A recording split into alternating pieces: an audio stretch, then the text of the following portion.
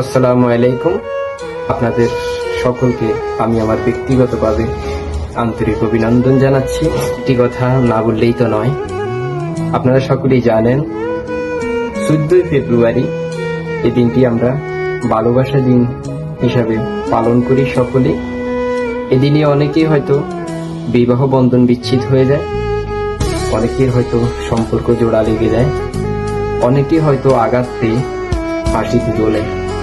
আমি চাই না এবারের এই দিনে কোনো তাজা প্রাণ যেন না যায়, সেদিকে আমাদের সকলকে লক্ষ্য রাখতে হবে।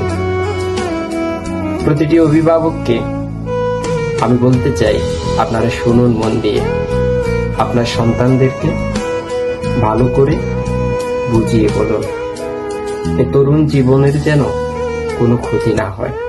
প্রতিটি অভিভাবক যদি সুন্দর করে সার্বিকভাবে যদি আপনার সন্তানকে একটি সুশিক্ষা দিতে পারেন, তবে এই ভুল কাজটা আপনার আমার সন্তানেরা কখনো করবে না।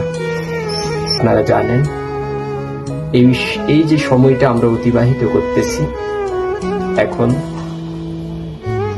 যে তুরস্কে যে বহবহ ভূমিকম্প, এতে আমাদের কাছে স্পষ্ট হয়ে গেছে পৃথিবীর ধ্বংস হওয়ার আগে যে কিছু নজির আমরা ইতিমধ্যে দেখতেছি। তাই আসুন সকলে সতর্কতা অবলম্বন করি, আমরা অনৈতিক